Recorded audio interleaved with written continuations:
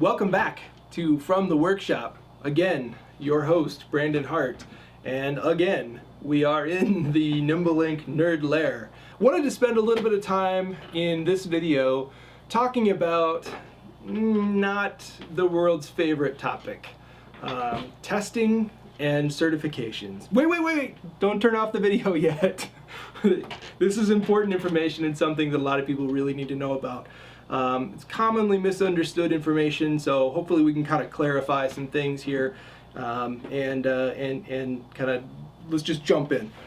So first off, if you watched our previous video, you may remember that there are multiple levels of cellular radio hardware. So just to refresh your memory, let's go back to the whiteboard. Here we are at the whiteboard. So first off, we have the chip. This is your chip or chipset. This is typically the lowest level of a cellular radio hardware used to connect to a cellular network. Again, if we were to show you an example of what a chip looks like, it's going to be this little guy right here, in this case from Qualcomm. The Qualcomm chipset is the fundamental building block of this cellular radio. Now, you may not know this, but Qualcomm, before they were able to come out with this little chipset right here, actually had to go through a series of tests. Quite a few tests, in fact. So Qualcomm had to go through testing for multiple different types of certifications. Specifically, the one that's probably the closest to what everybody watching this video would go through, carrier certifications, FCC certifications, things like that.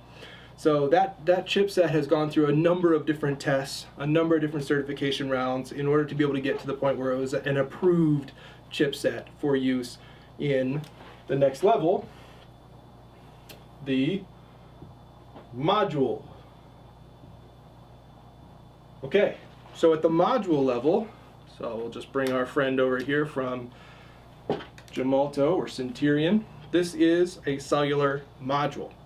And the cellular module, again, utilizes the chipset. It adds in, maybe a processor, some memory, and a variety of other things. And this module, using that approved chipset, guess what? It also had to go through a whole bunch of certifications. Again, carrier certifications, FCC certifications, PTCRB, regulatory body types of certifications. Each one of these certifications costs a lot of money, and it will be difficult for me to quantify that for you, but suffice to say, we're talking about a lot of zeros in this testing process. But the good news for all of that, the reason they go through all of that pain is because whoever then uses that module will not have to go through module level certification or that chipset through chipset level certification again.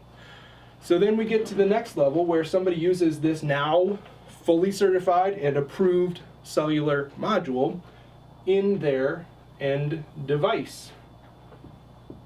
And again, sorry for the handwriting.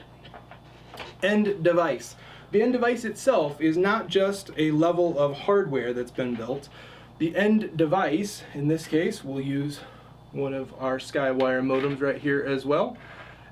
This end device has to go through yet another certification, even though it's using an approved module with an approved chipset inside, each of which have gone through their own testing process and certification process. This end device certification might be what's most commonly understood. At a cellular device level, we're going to have to get it certified. That typically means end device certification. Again, PTCRB, RCM, FCC, IC, GCF, and of course the carrier certifications, some of which have their own specific cert. Some of them use kind of an overarching cert.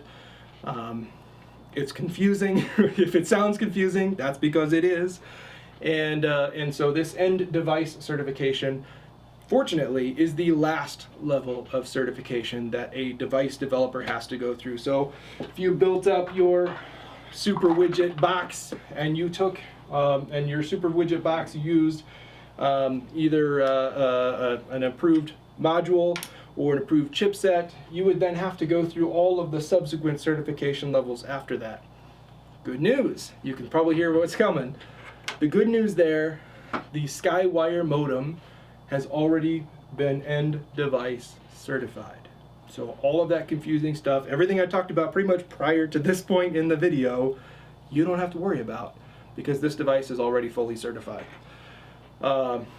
This is a process that can take, even at the end device level, when the module and the chipset have already been tested, already been certified and approved and everything, even at the end device level, we could be talking about several months of time in a test lab, all of which you are paying for.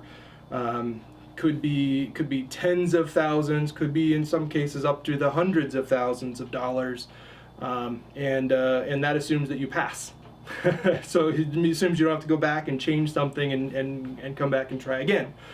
Then once you pass carrier certification, now maybe you need to go through a different type of certification, FCC for instance.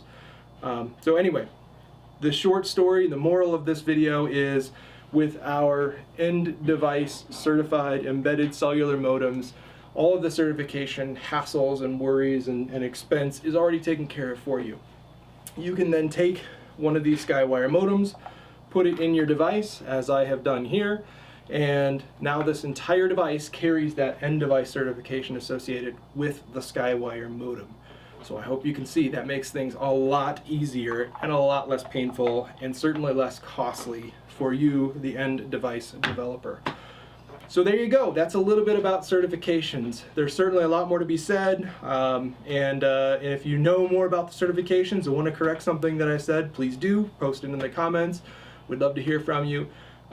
If you guys have ideas for other subjects for future videos, go ahead and let us know about those. But until next time, this has been From the Workshop. I am Brandon Hart. I'll see you next time.